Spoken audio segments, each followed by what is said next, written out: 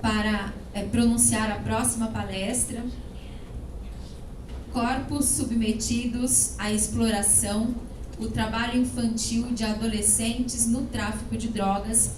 A palestrante Larissa Mazotti Santamaria, que é terapeuta ocupacional, mestranda do programa de pós-graduação de mestrado profissional em terapia ocupacional e processos de inclusão social da USP, especialista em violência doméstica contra a criança e adolescente, na infância e adolescência, coordenadora do COMEC, Serviço de Medidas Socioeducativas em Meio Aberto, integrante do Comitê Gestor do CIMASE e da Comunidade de Práticas Terapia Ocupacional no SUA. Seja bem-vinda, Larissa.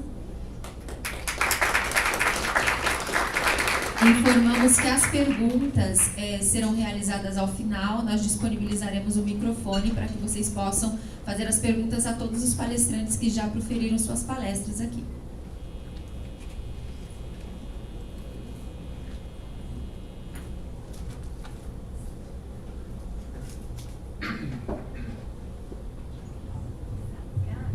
Já tá ligado, né? Oi, gente, estou me sentindo um pouco solitária nessa mesa. Eu sei que eu vou falar de um tema bastante desafiador, difícil, né? Mas vou imaginar que vocês todos estão aqui comigo e vão me ajudar nesse grande desafio, né? Lúcia, obrigada pela apresentação. Bruna, querida, muito obrigada. Eu falo bastante, vou precisar de água, né? Bom, então, primeiramente eu queria dizer para vocês que é uma satisfação estar aqui representando esse tema que no COMEC a gente vem já ao longo de muito tempo tentando pensar nele, né? Refletir e até sistematizar algumas práticas para a gente tentar achar as portas de saída, como a Angélica muito bem nos colocou aqui, né? Gostei muito da sua expressão, Angélica.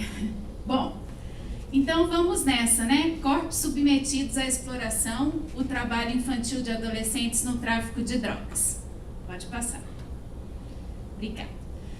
Bom, primeira coisa que eu queria que a gente lembrasse aqui é que o Brasil ele é signatário, né, das Declarações Universais dos Direitos Humanos e desde então a gente vem influenciando os demais marcos legais a partir dessa escolha que o Brasil fez, né? Então, eu trouxe algumas provocações. Queria dizer para vocês também que hoje eu vou encher a nossa cabeça de provocações com o tema, né? Acho que esse é o meu papel aqui hoje. Então, algumas provocações aqui, a gente até já falou, né? Sandra terminou fazendo algumas, né?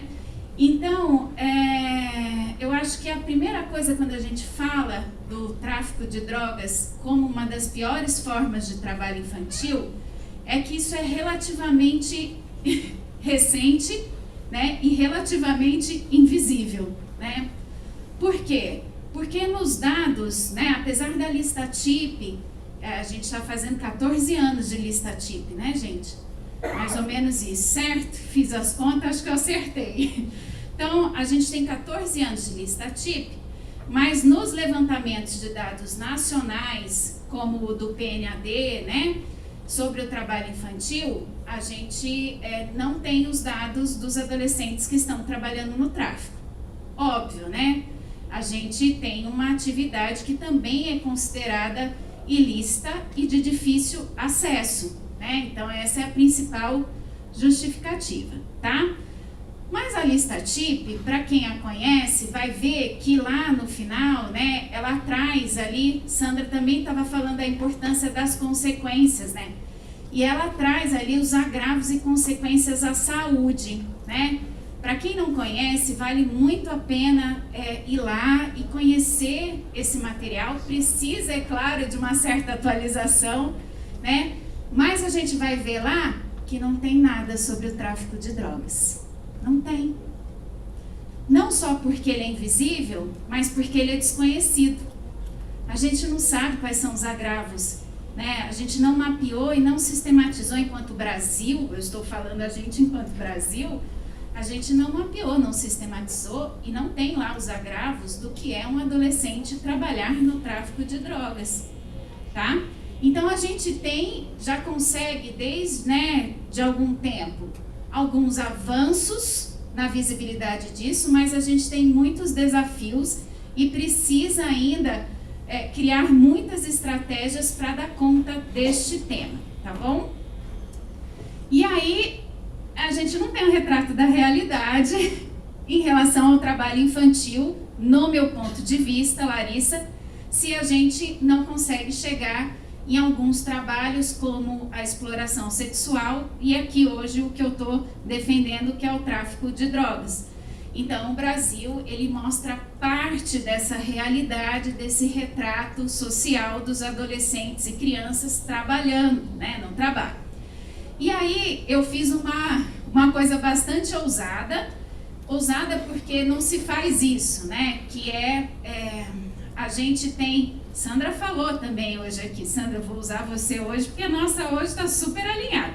Sandra falou, olha, a gente não tem registro correto, tem algumas pesquisas, e é verdade, assim, a gente tem relatórios com datas diferentes, ideias diferentes, é uma bagunça em relação aos dados, Isso não é um problema só de Campinas, eu queria te dizer isso. Isso é um problema nacional, gente, infelizmente, tá? Então, assim, se a gente for pensar o levantamento da BNAD de 2019, ele nos dizia lá que a gente tinha mais ou menos, eu vou arredondar aqui, 1.800.000, criança no trabalho infantil, tá? Bom, 2019 a gente não teve um levantamento nacional das medidas socioeducativas, a gente teve em 2018.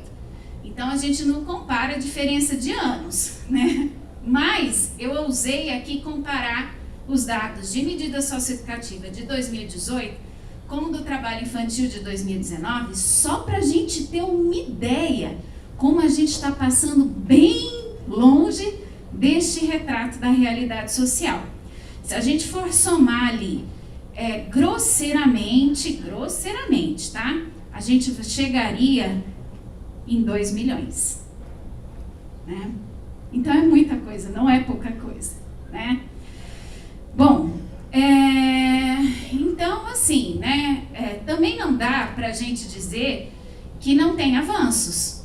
A gente tem avanços, é importante destacar isso, muitos avanços, E que isso é relativamente novo, Olha só, se a lista TIP tem 14 anos, a tipificação do SUAS tem 12, que incluiu a questão do trabalho infantil, Então, a gente tem aí uma crescente, em algumas mudanças e alguns marcos legais que vão melhorando ali o seu panorama e o entendimento a respeito desse fenômeno.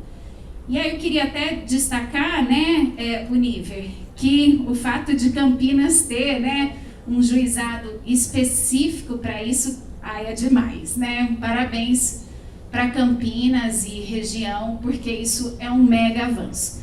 Inclusive, estive próximo da Coordenadoria da Infância, lá do TRT, 15, e uma das vezes a gente foi até chamado a pensar como é que a gente poderia fazer chegar as pessoas, os adultos que assediam os adolescentes para o trabalho do tráfico, para que eles passassem por um processo legal, É bem utópico isso, bem difícil, mas olha o avanço, A gente poder conversar disso dentro de uma coordenadoria da infância do trabalho, Então, queria ressaltar isso.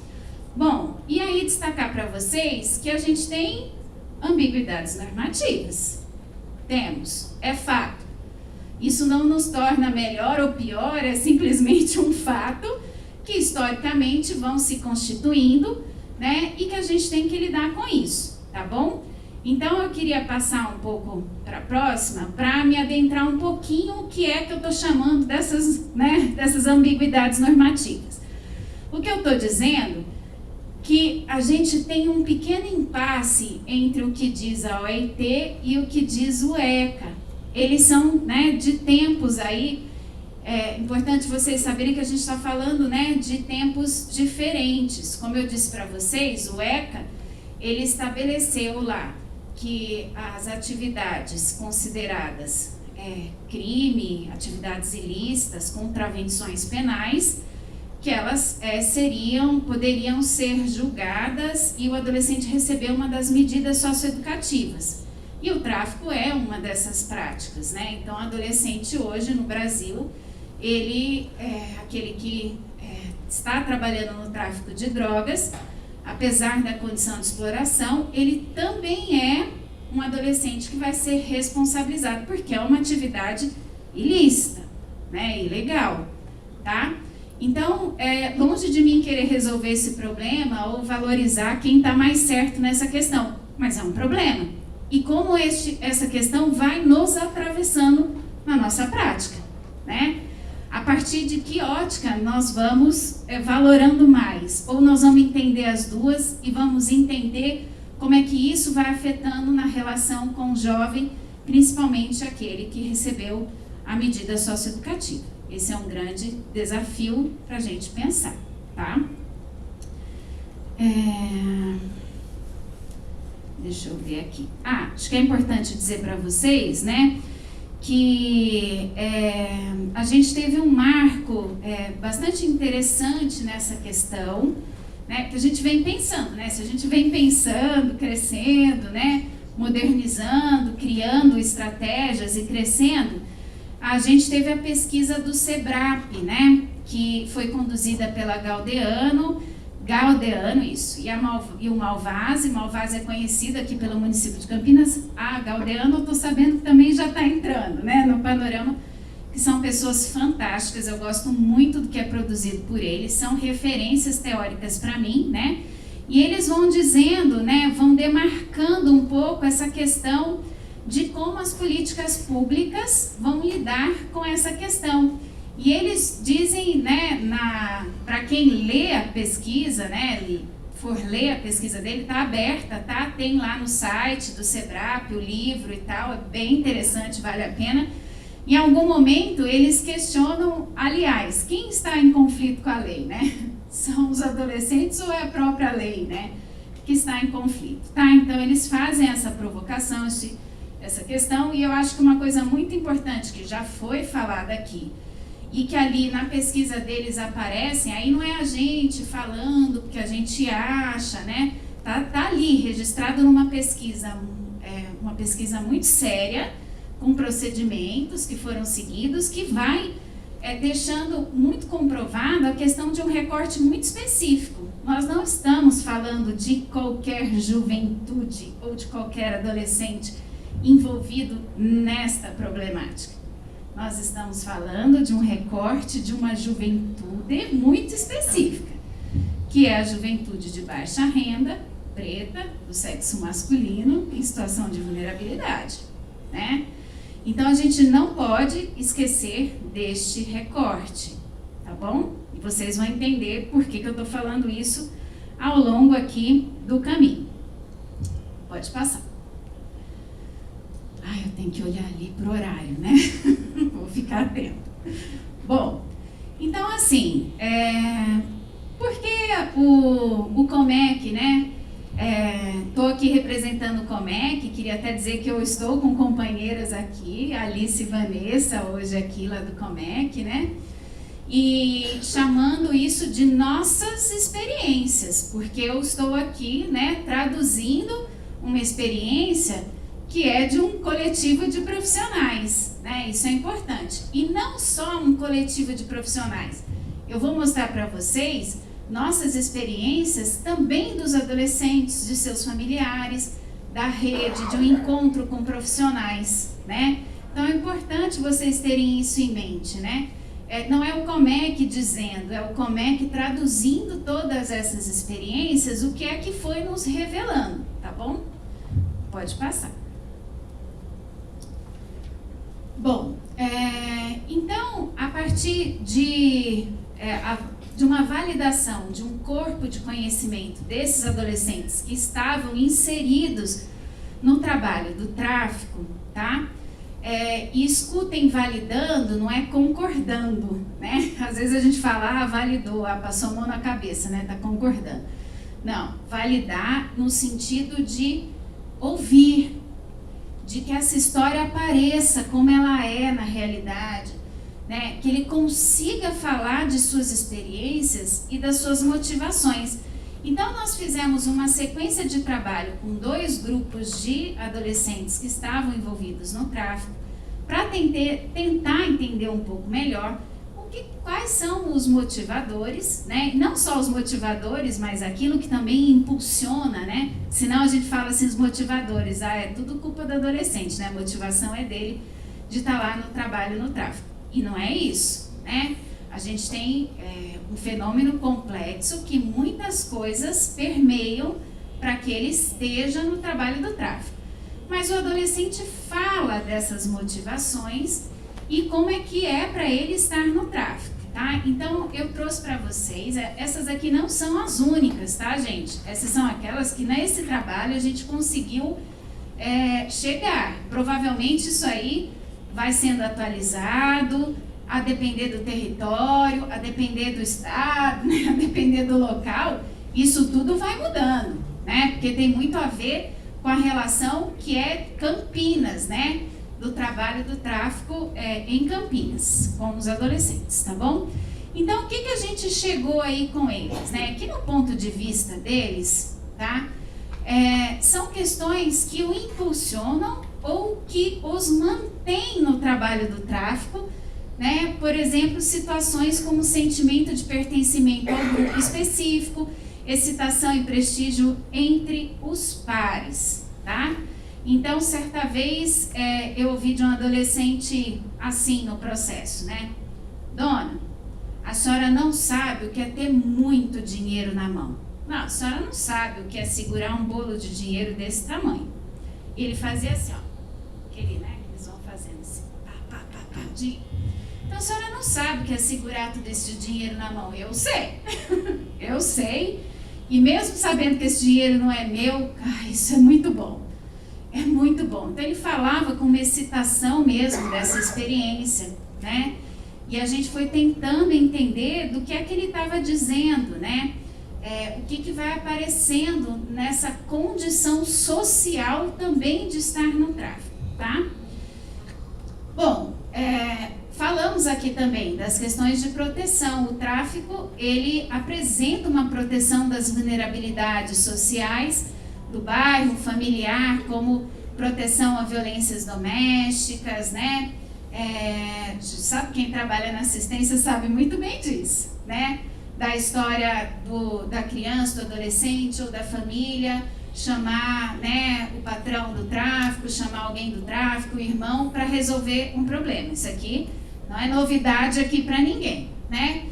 Mas eu acho que a questão, né, que a gente vai trabalhando com eles como é que a gente vai tentando resolver um problema, né, através do patrão, né, da criminalidade, que passa a ter comando sobre a vida das pessoas.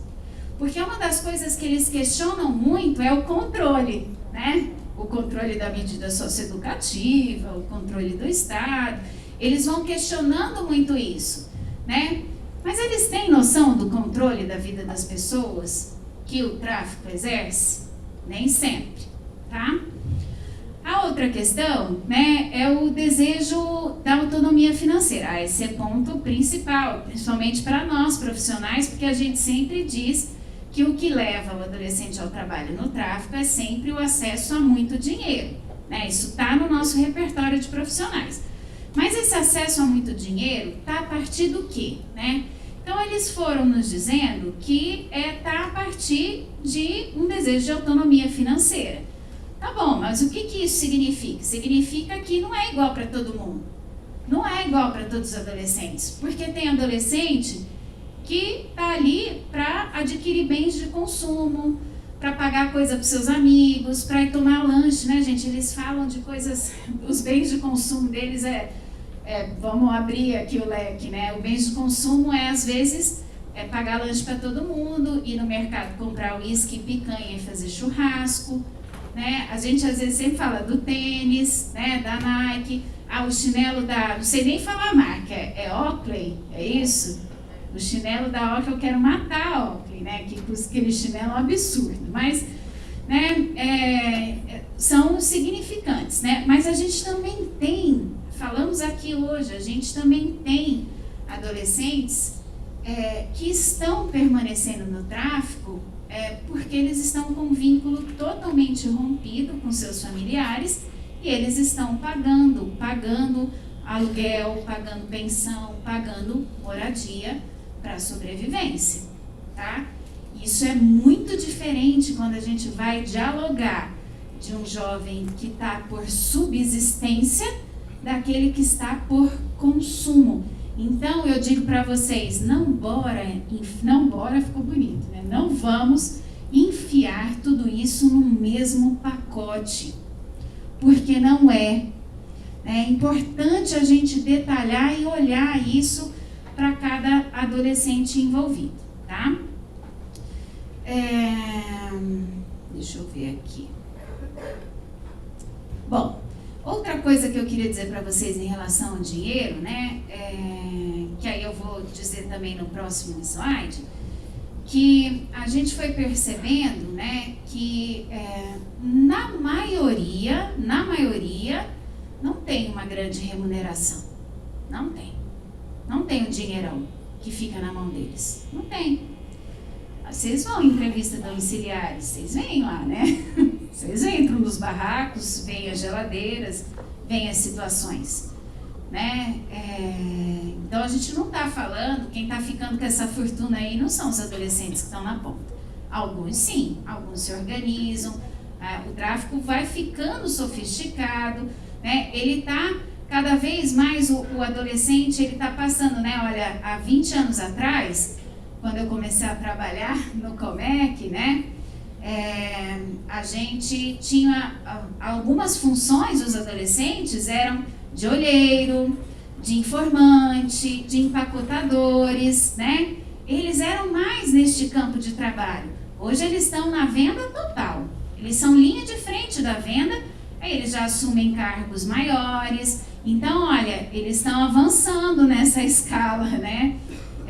De trabalho cada vez mais. Então, isso é um problema, porque o que a gente pensava 20 anos atrás, a gente vai ter que repensar tudo agora, né? É um novo momento. E agora, com a crise, eu estou temendo muito os próximos anos, né? Porque vai ficar muito mais difícil essa questão, tá?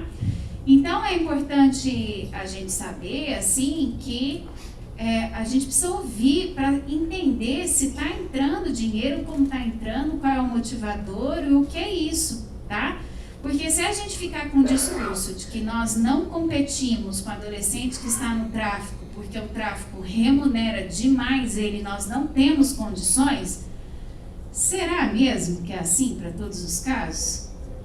O Procaf está mostrando aqui que não, né? Eu sei, porque nós já fizemos parceria, né?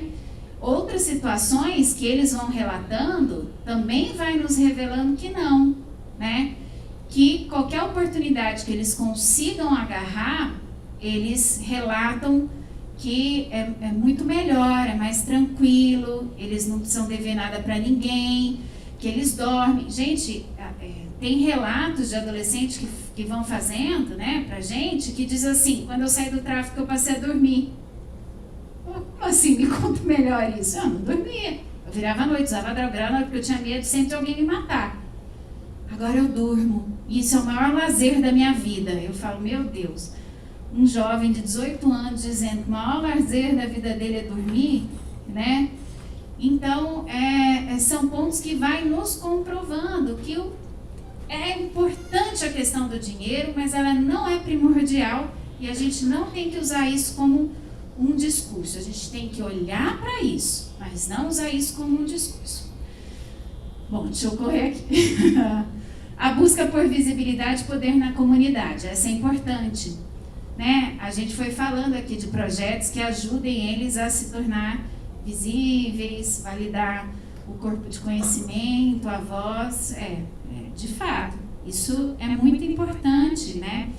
E isso é uma questão que eu acho que a gente tem que pensar, né? Onde que ela está atrelada e quais são as outras questões que, enquanto política pública, podem ajudar nessa questão.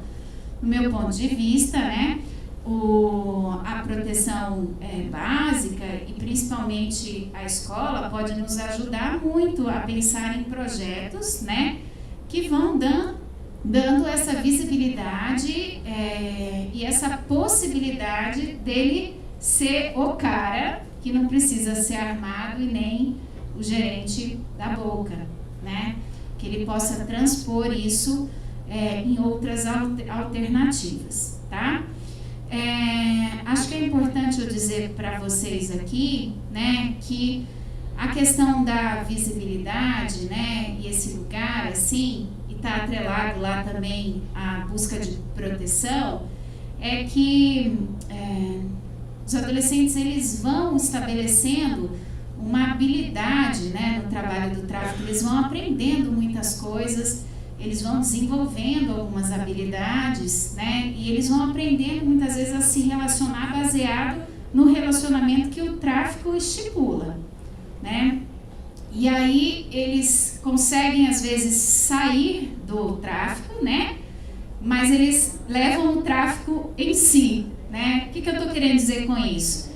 Que eles passam a resolver os seus problemas como se estivessem resolvendo os problemas dentro do tráfico, né? Um exemplo disso que eu vou dar para vocês, nós tínhamos uma jovem que estava tentando ser empreendedora, vendendo bolos de pote, né? E aí ela tentou fazer uma parceria com uma pessoa para revender para ela quis dar um salto a mais, né? Aí é coisa do adolescente, né?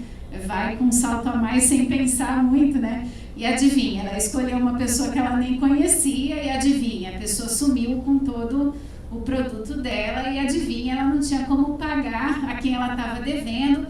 Ou seja, a gente sabe, isso acontece quando a gente vai vender os kits lá da boca, né? É exatamente igual. Então ela fez da mesma forma, sim, e aí ela queria resolver da mesma forma que resolvia no tráfico. A ideia dela era chamar, então, o gerente lá, que ela conhecia, não estava mais trabalhando para ele, mas que ele viesse resolver o problema dela, que desse uma sova na pessoa que sumiu com o material dela, né? Então, a gente vai percebendo com isso que saber disso vai nos ajudando também a dialogar com eles, que eles saiam do tráfico, mas saiam do jeito do tráfico funcionar, né? Que não dá, né, para resolver os conflitos dessa forma, fora do mundão do tráfico, né?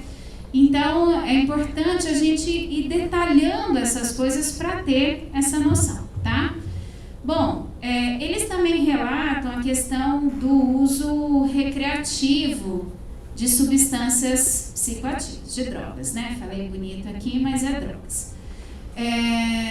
A gente fala que eles estão lá porque eles são dependentes químicos e eles dizem, não, a gente tem controle, a gente usa e para a hora que a gente quer. Então tem uma diferença muito grande daquilo que a gente vai dizendo, daquilo que o adolescente vai, no ponto de vista dele, sustentando, tá? Existem casos, né, a gente tinha um adolescente lá, que o motivador dele de estar no tráfico, ele trabalhava numa boca que só vendia maconha. Tem bocas que vendem vários tipos de droga ao mesmo tempo, a depender do tipo de trabalho. Esse trabalhava numa boca que só vendia maconha.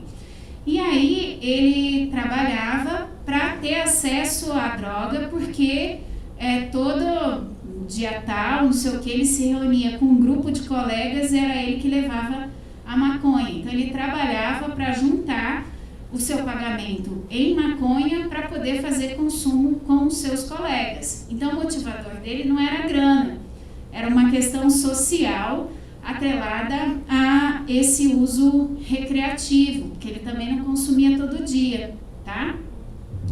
Então, muito diferente. Eu gosto sempre de contar essa história, porque ela é muito diferente, né, daquilo que usualmente, às vezes, a gente está acostumado, tá? Bom, os enfrentamentos às condições sociais, acho que eu já falei um pouco aqui, né? Muitas vezes o trabalho no tráfico de drogas está motivado há um desejo de uma grande mudança, né?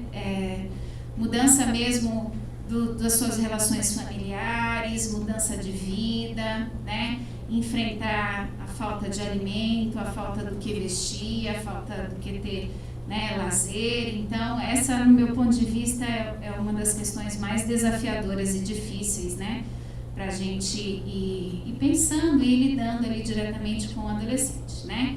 E algo que a gente descobriu, né, que às vezes a gente fala, algumas pessoas até relatam surpresa, que é, olha, os adolescentes que trabalham no tráfico têm acesso a pessoas, a lugares e têm acesso a mais relações sexuais. Aí, como assim, Larissa? Não viaja. Então, não sou eu, é o que eles falaram, né?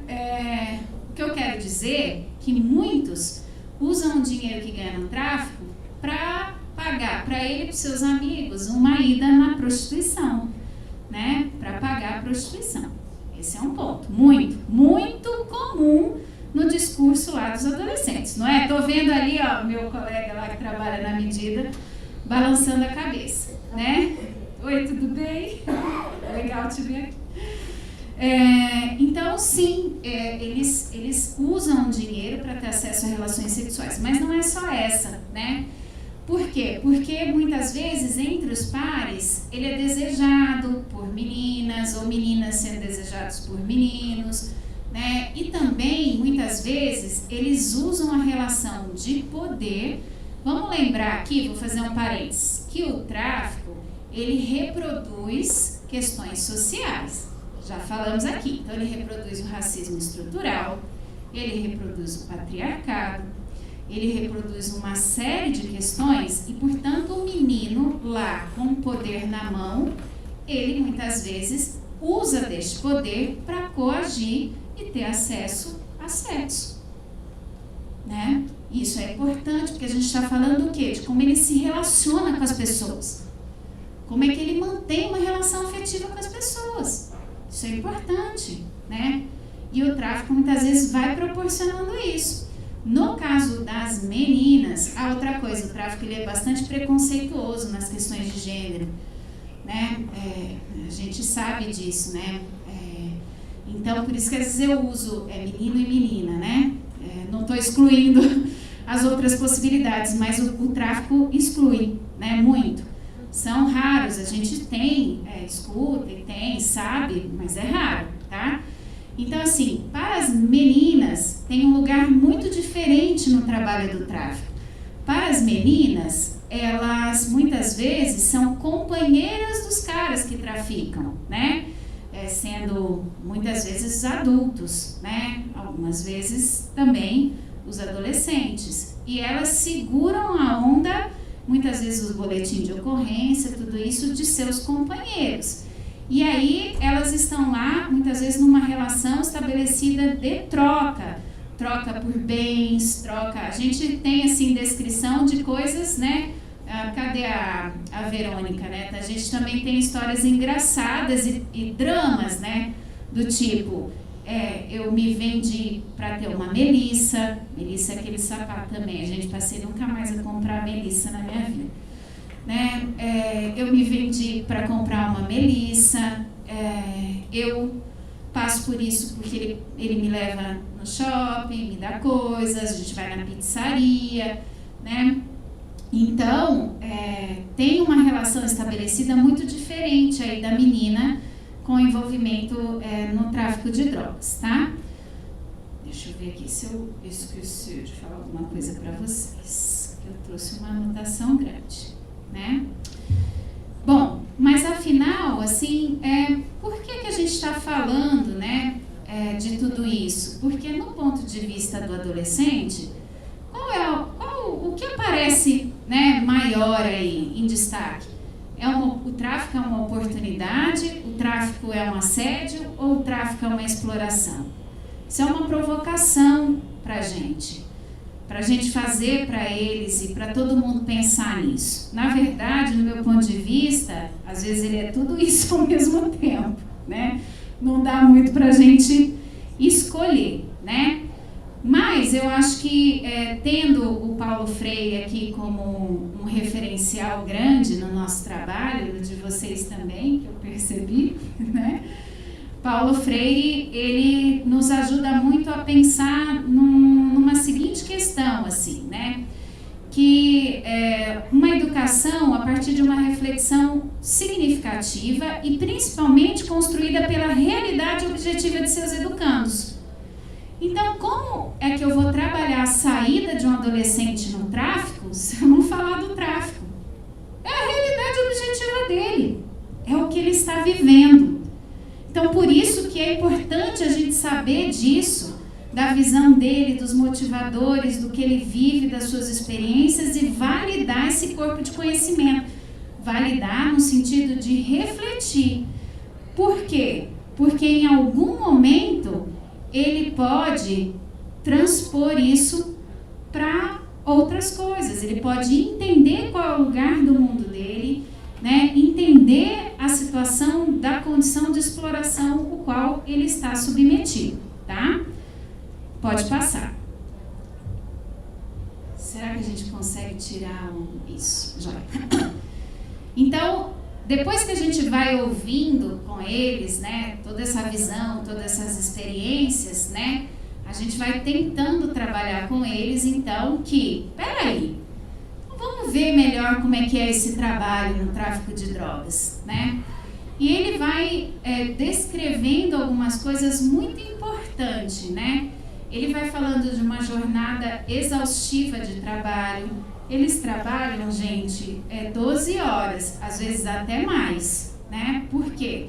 Porque vocês sabiam que ele recebe um kit. Enquanto ele não vender todo esse kit, ele não recebe a sua remuneração. Mas, aliás, ele não recebe em dinheiro, vocês sabiam disso? Ele recebe em droga. Então, se ele não vender tudo, ele não tem o dinheiro na mão, né? Então, essas 12 horas, né, são muito mais que 12 horas, né? E são 12 horas como? Com todas as garantias, né? Ele tem um teto, banheiro, comida, né? Ele tem locomoção, ele tem toda essa estrutura. Claro que não. Por isso o tema que eu trouxe para vocês, né? Falando dos corpos, né? Dos corpos submetidos à exploração, porque eu estou dizendo de um trabalho exaustivo no sol, no frio, às vezes dentro de bueiro, vocês sabem disso. Campinas tinha um bueiro, né? Que os adolescentes eram resgatados de lá de dentro de locais aqui totalmente insalubres, tá? Bom, eles também, aí é a grande questão, que às vezes eles não vão percebendo, né? Se eles trabalham 12 horas, turno de 12, né? Se a droga dele for rateada é um termo que eles usam, né? Para quem não conhece, significa alguém passar a mão na droga deles e aí ele tem o quê? Ele tem uma dívida, né? Se ele tem uma dívida, ele tem que pagar. Como que ele paga? Ele paga pegando mais kit, trabalhando para conseguir com o seu lucro e pagando essa dívida.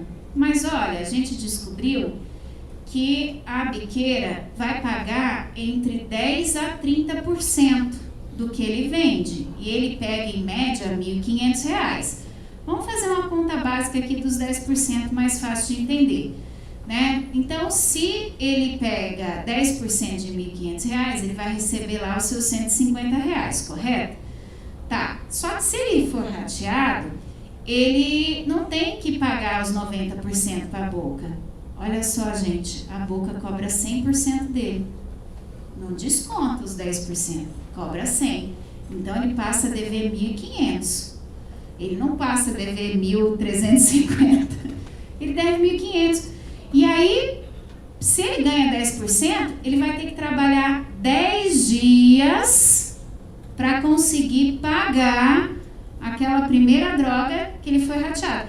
Então, 10 dias ele trabalha como? Sujeito a trabalho forçado, servidão por dívida. Não é? Tá? Então, são por essas condições que a gente também passou a entender que o tráfico, não tem como não não ser análogo à escravidão.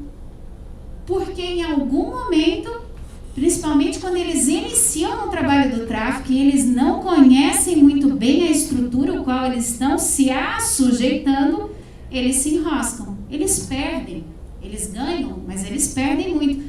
Fora o que eles têm que pagar, né? Que eles vão dizendo, né, os corres deles, né?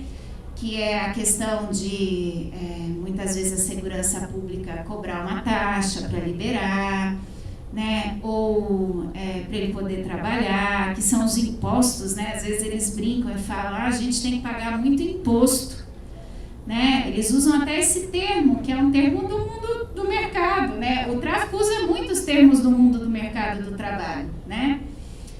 Então, com tudo isso, né, a gente vai vendo aqui pelo esgotamento físico e mental, que foi falado, né? Ele não dá conta. Como é que ele vai ficar na escola? Como é que ele vai ficar na escola se ele tem que trabalhar 12 dias, em 12 turnos de 12 horas para dar conta de pagar uma dívida? E se ele for pego nesses 12 dias de novo, mais 10 dias, quando você vê, ele está 30 dias trabalhando só para pagar a dívida e se embolou. E é aí que muitas vezes entra o quê? Uma dívida que não consegue ser paga, que é ameaçada, que tem coação psicológica, física e moral, eles apanham, né? Eles apanham, a família é coagida, né?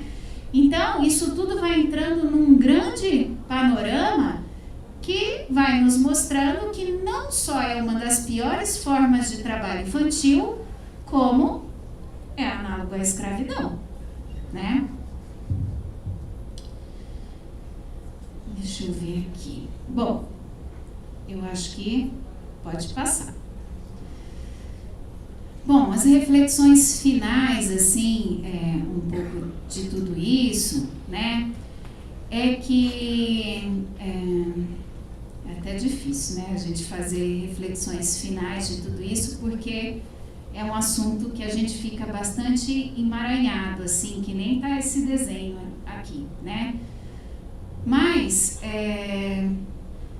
passar por tudo isso, né, passar por essa visão que os adolescentes nos trazem, entender essa relação que o tráfico estabelece na vida desses jovens, fazer também com que a gente vá criando estratégias, tecnologia social, metodologias que vão dialogando com isso, né?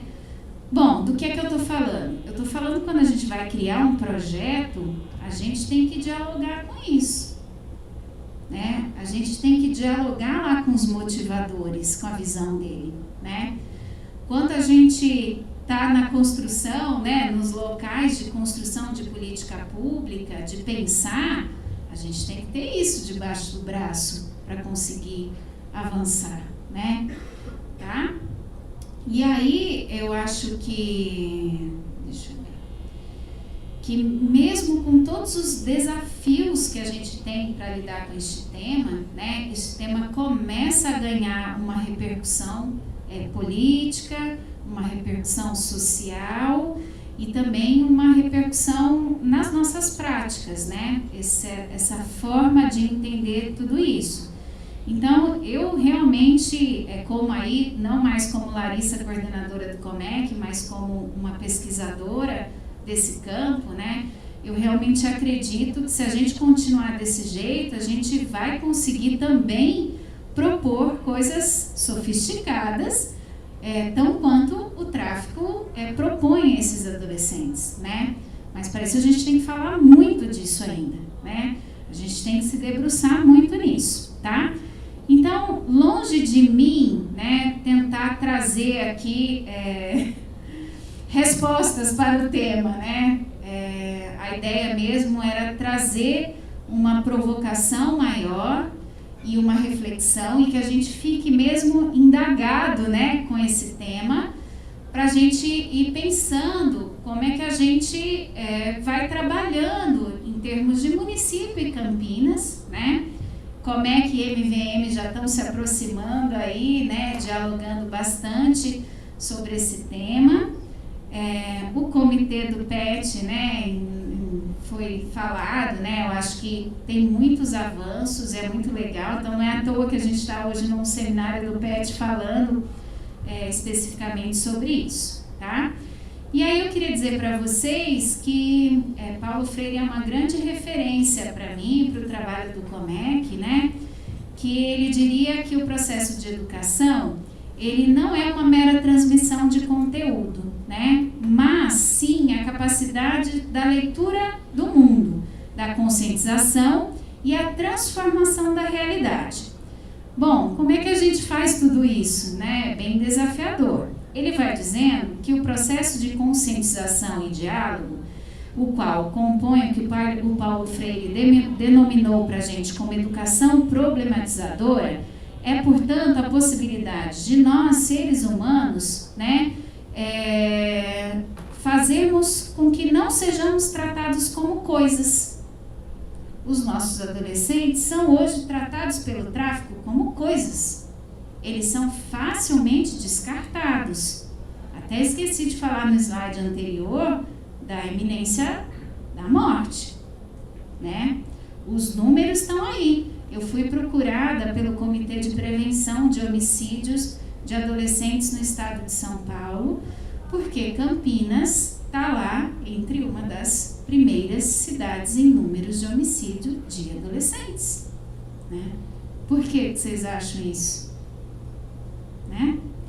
Tá? Então, é a possibilidade deles não serem mais tratados como coisas, mas de se transformarem plenamente em pessoas conscientes de si, do seu papel, e poder sair deste lugar o qual estabeleceram para ele e ele se assujeitou, tá?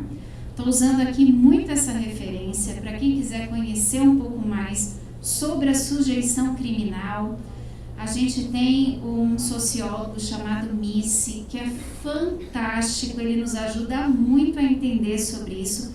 Ele tem um texto que fala especificamente sobre esse tema que ele foi desenvolvendo, né, o que é a sujeição criminal, e vale muito a pena ler esse texto, tá bom? Pode passar.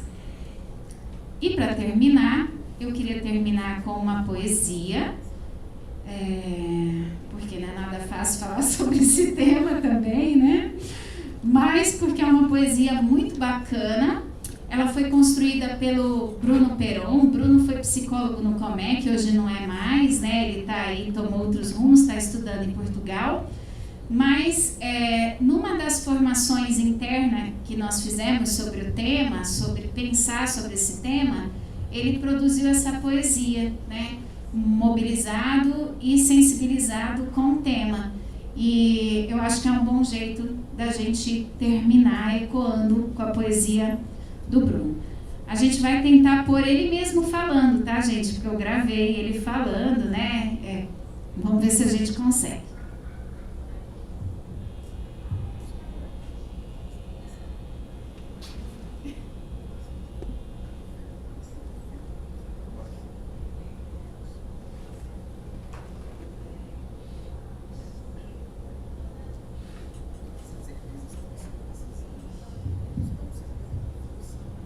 Não está indo, né? Às vezes é difícil mesmo.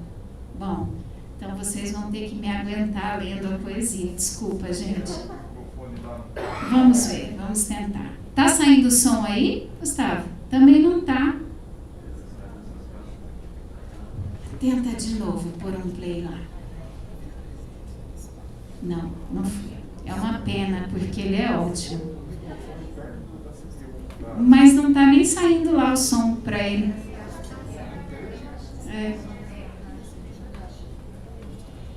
Ele vai ver se consegue ali? Vamos ver.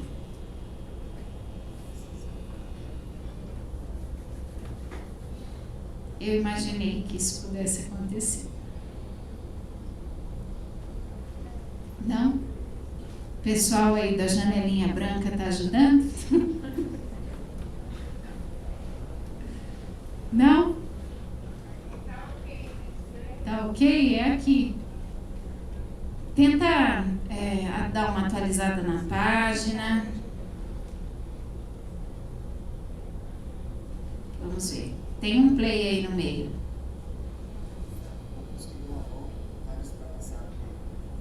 No outro play também.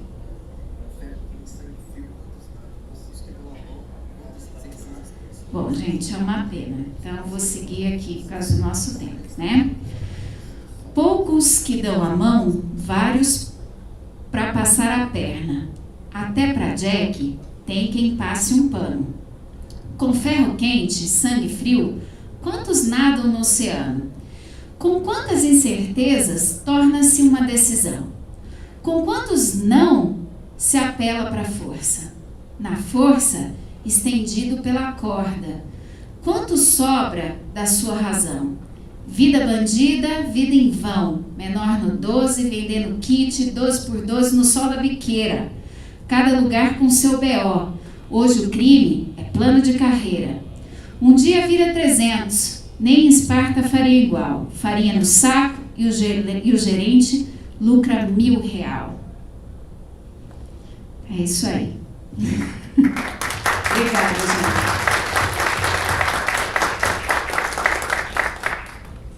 Agradecemos a Larissa Mazotti Santamaria por sua exposição, por trazer para nós uma nova perspectiva sobre o trabalho infantil a partir desse ponto que foi apresentado.